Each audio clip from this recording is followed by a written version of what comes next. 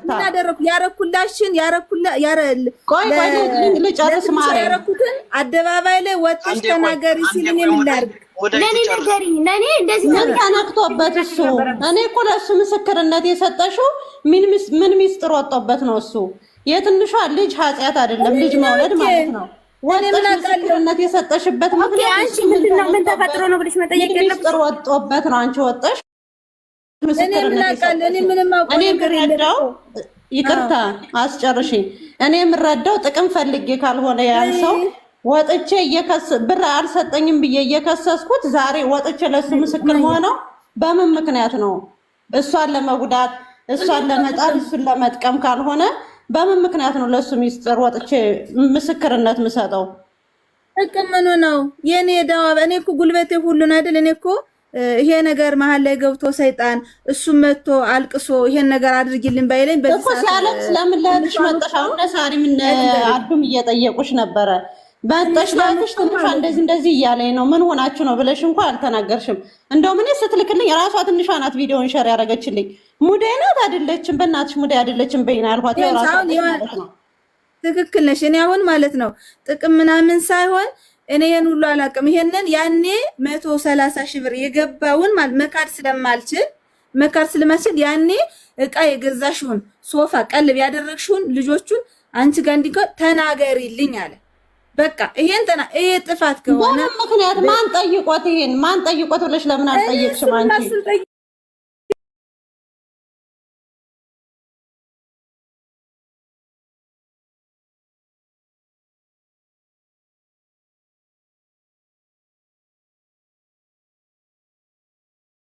ለፍተህ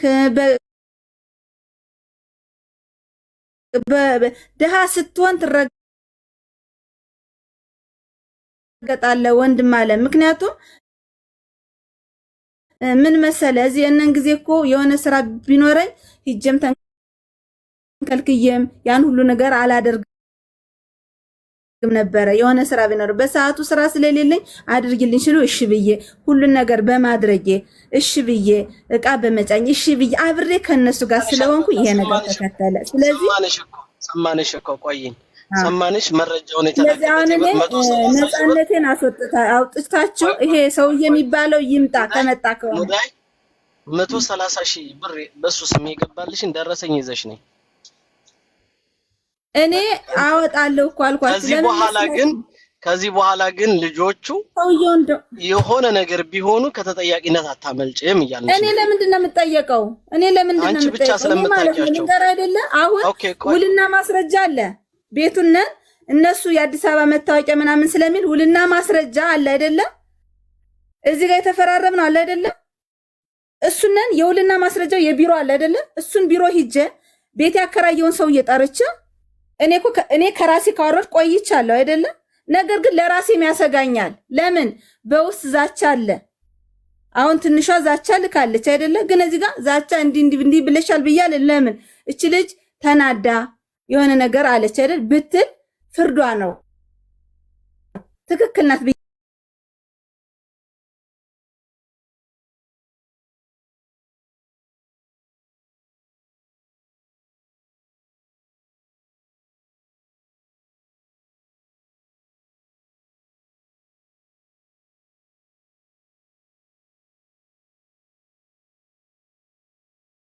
በቃ ለታመመ ሰው ተብሎ የቲክቶክ ብሬ ቅድም ያያችሁት ምንም ሳይኖረኝ ያው እዚህ አየኸው ይሄ ማለት ነው የቲክቶክ ላይ የሰራዋትን እቺን አውጥቼ ለሰው የላኳት ናት። እቺ 50 ሺህ ብር እንደምታዩት ማለት ነው።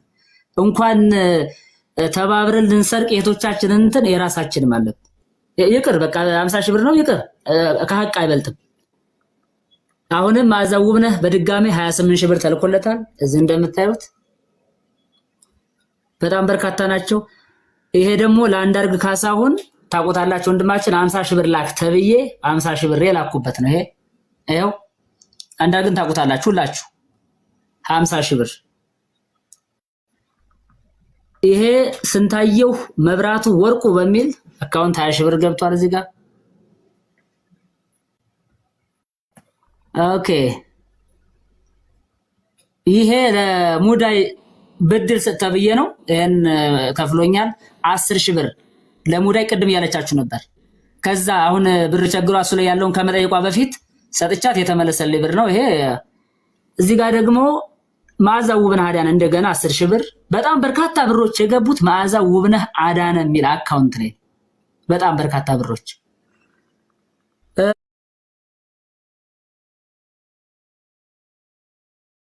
በድጋሚ እዚህ አሁን መዓዛው 30,000 ብር ጎላል አድርገው ሳሪ እንዲታይ አይው ላልታያችሁ እናንተ እንዳላላችሁ ብሩን ደምሬ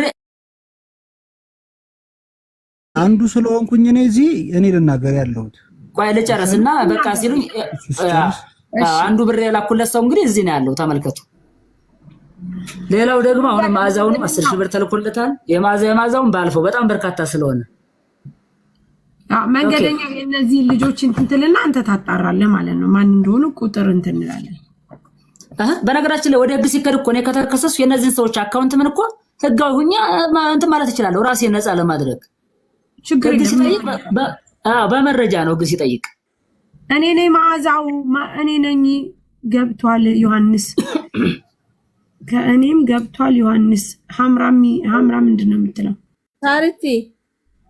ሳሪቲ እንትን አሁን የነበረው ማለት ነው እየፖሰቱ ቤት እዛ ያሉት እየደወሉ ነውና ተረጋ ለመፖሰትም ተረጋጉ ብትያቸው ወይም ብታስጠፊልኝ ደስ ይለኛል። ምክንያቱም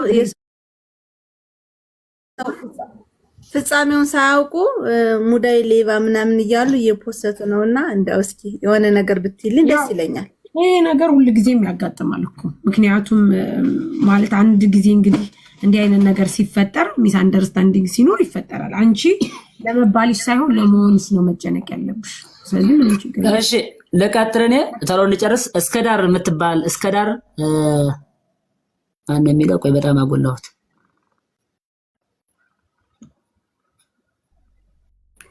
ፖስት እዚህ ላልታያችሁና ሪከርዱን ትላላላችሁ ማለት ነው። ከዛ ወደ አቢሲኒያ ባንክ ነው እነ ኢንተር ባንክ የሚሉት የአባቷን ስም ረሳው አወጣዋለሁ። ሚሚ የሚል አካውንት አለ። በተደጋጋሚ አሁን ቅርብ ሰዓት የተላከ ብር ሚሚ የሚል አካውንት አለ።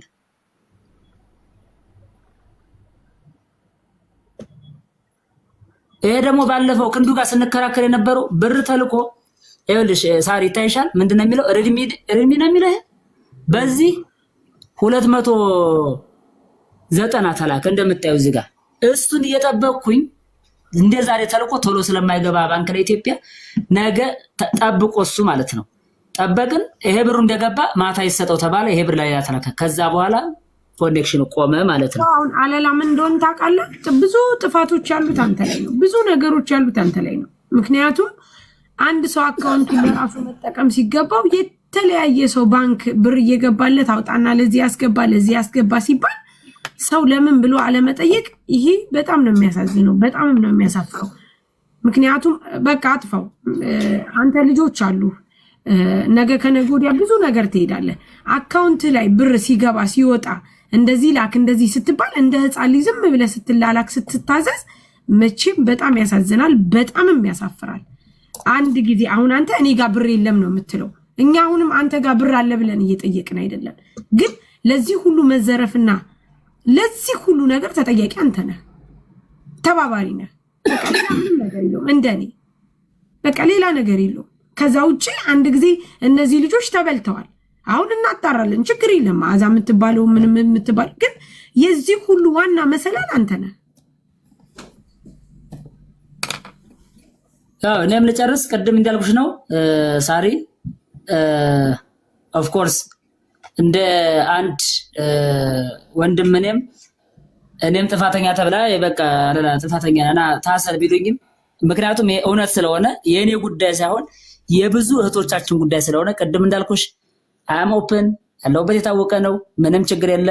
ከዛ ውጭ ያው ሁላችንም ራሳችንን ለማውጣት ስለሆነ የገባውን ብር 580 ሺውን እኔ ለጠይቃችሁ በሙሉ ሪሲቷን ከነብሩ እልክላችኋለሁ። ከዛ በኋላ ያው ራሳችንን ካወጣን የሚመጣው መጠበቅ ነው። ምንም ችግር የለ። አመሰግናለሁ። ጥሩ እኔ ላውራ ወይስ